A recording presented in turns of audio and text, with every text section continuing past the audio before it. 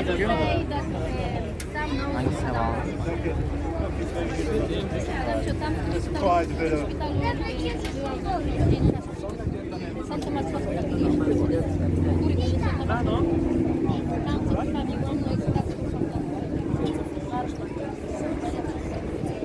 Well, good morning folks, welcome aboard the Thomas Doggett for our journey downstream. We're going to go through the bridge in front of us where we stop each side of the river at the other piers, and once we leave those piers we will continue on to the tower, and after the tower this boat goes down to Greenwich. During the journey, if you want any refreshment, the bar downstairs is open all the time. All we ask you folks, if you do have any rubbish, please don't leave it laying around the boat. There are lots of them ugly bins for you. If you look up here on the right, you can see the tallest Ferris wheel in Europe. The London Eye opened in year 2000.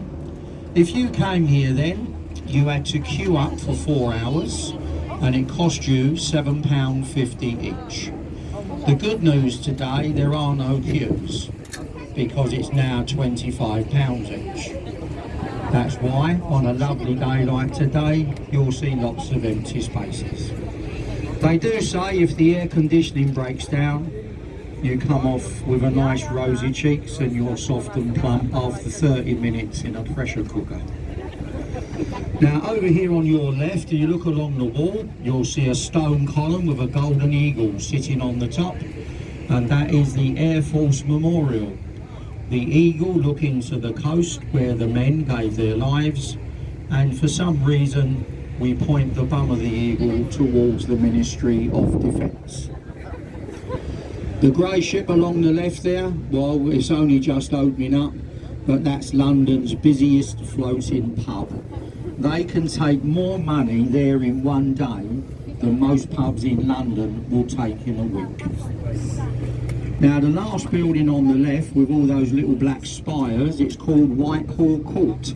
In there are luxury apartments, a hotel and exclusive gentlemen's clubs. It's where you find us gentlemen after a hard day's work. Now if you've ever seen the last 2 James Bond films, this is where James Bond had his London apartment. It's up for sale now because he's dead. Now over there on the right, the South Bank is getting busy already. Now 20 years ago, I'd have been standing here saying to you, don't go to the South Bank, it's horrible, it's dangerous and it's not very nice. Well now, it's one of the most visited places on the River Thames. We've got 2 mile riverside walk, you've got bars, restaurants, cafes, fun fairs, pickpockets and even street entertainers. So in front of us, the first group of bridges, well the one in the middle, the green one, is called Charing Cross Railway Bridge. The station is over to our left. But on each side of that bridge in 2002, we built the Golden Jubilee walkways, which are a nice little shortcut from north to south of the river. Now there was always one on the far side of the bridge, but the one this side was added for the view that we get behind us, the view of Parliament. Now when we go under the bridges, especially when we're close to these footbridges, it's always nice to wave at people above you, because we only had one milkshake yesterday, a nice strawberry one. Now when we go through the bridge, we're going to make a short stop on the left, which is Embankment Pier, to pick up some passengers. Then we're going to cross over to the right to pick up some passengers at the Festival Hall. There's a suspension bridge here. Look on the right in the river, there's a big red brick buttress. There is also one over on the left against the wall. The supports of the 100-foot suspension bridge designed by Isambard Brunel. Now once the train moves out of the way, if you look ahead of us on your left, you'll see a stone column on the wall. The Cleopatra's Needle, the oldest landmark on the river, now 3,500 years old. The building behind it, with the largest clock face in London, that's the old Shell building.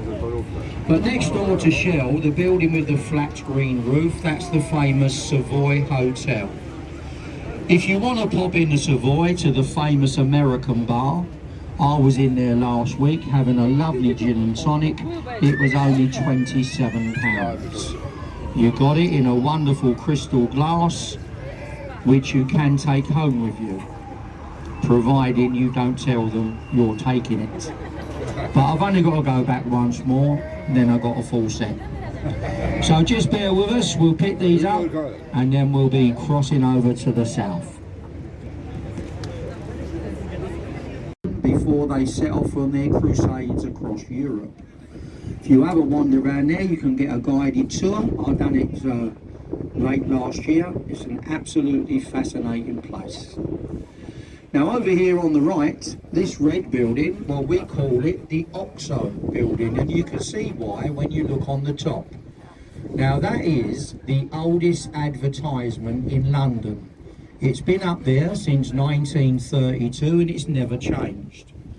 The top of the building is a restaurant, the middle is apartments, but the bottom, well, if you ladies like things that are one-off or handmade, go and have a look in those shops. The building itself belongs to Prince Charles. The Duchy of Cornwall own most of South Bank. The glass building next door, the headquarters of Sea Containers. The bottom of the building is their office. The top half, well, it was a luxury hotel. It closed down because of COVID and it hasn't officially reopened yet.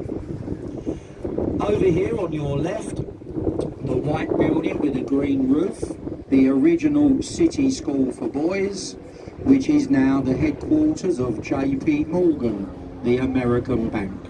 This is their headquarters in Europe, and all their offices are down at Canary Wharf. Now the last building on the left, the lovely curved one, until last year that was the headquarters of a multinational company called Lever Brothers, Unilever. They've moved out, they've gone back to Holland.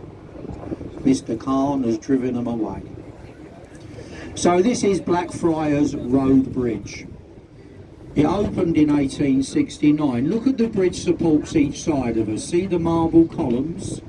Well, look at the top of the columns and you'll see the carvings of the birds we have on the banks of the Thames.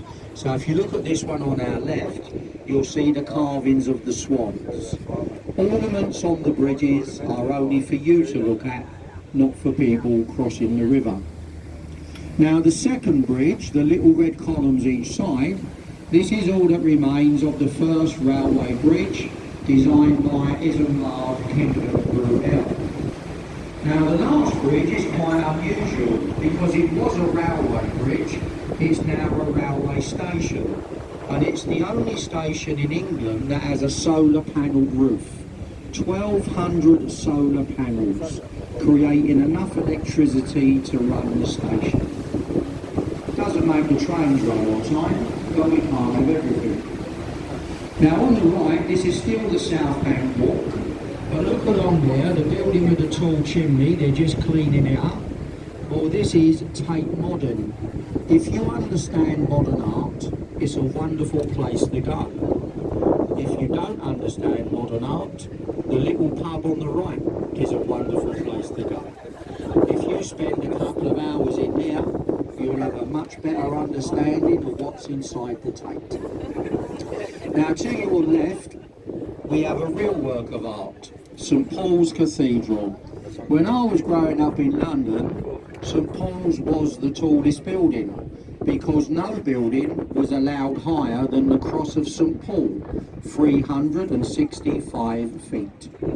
On top of the dome up there is the viewing gallery. I don't know if they've opened it today because of the weather. The reason being you have to climb 500 steps to the top.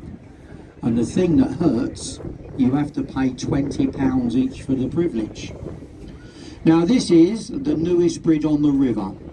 When it opened in the morning, we had all the celebrities, we had the television companies telling us the wonderful Millennium Footbridge is now open.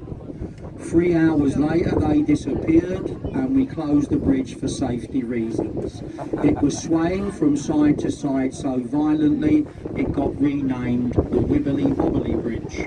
We closed it for 6 months. The kids in London call this the Harry Potter Bridge. They'll know the reason why. Now have a look on the right, between the trees, behind that red banner is William Shakespeare's Globe Theatre, the only timber-framed, thatch-roof building allowed in London since the Great Fire. Now look over there on the right, past the trees, there's a set of black iron gates. Each lump of metal on the gate is a character from a Shakespearean play. Shakespeare put on 17 first nights in the Globe. Now this area on your right is a little village called Bankside. For many years the entertainment centre of London. Bear baiting, cockfighting, circuses, taverns, houses of horizontal pleasure and other places to spend your money. The reason the entertainment was on the right, the city fathers on the left would allow no live entertainment. So this is Southwark Bridge, the least used bridge in London for passengers because they don't know where it is. But you'll see traffic jams all over London now. This is exactly what the mayor wants. As long as the traffic's not moving, he's quite happy. Unless you're the one who's stuck in the traffic jam, of course. Now the way to get all those lorries off the road is quite simple. Put them on the river. As we go through the bridge, look over on the left, you'll see a couple of big old barges there. And if you count the containers on the top of the barge, there is another stack underneath. Now one tug can tow 4 barges. So that's 1 diesel engine on the Thames or 100 lorries on the road in central London sitting in a traffic jam. That's how we take away our rubbish. Now here to the right, they've only just opened and they're even busy still. The lovely old anchor's entry to Traitors Gate, or as we know it, the first one-way street in London. When you went in, you never ever came out. So in front of us now is the last bridge, the Tower Bridge, which opened in 1894. When I started work on the river, these lubber bascules lifted 30 times a day. Now we're lucky if it's 30 times a month. Now when they were raised, we simply walked over the top. They glassed in the top to stop people stepping off into the next well. It got too busy. But in the Olympic year, we upgraded the bridge, so look above you now. Under the city badge, we want nice big smiles and a wave because you're having your pictures taken. And it's also surprising what you can see from down here on a nice sunny day. So going under this lovely old bridge, you have broken a record. You have passed through the city of London faster than anyone in a car, a bus or a taxi. Now in front of us is a place we call the docks. There are no docks here anymore, just overpriced apartments. Now to our left is our major stop. As I said earlier folks, if you have a ticket to take you to Greenwich, you stay on board with us. We're going to call in at St Catherine's now. So if you've got the 1 hour cruise, the circular cruise, the Tower Bridge Quay, any ticket apart from Greenwich,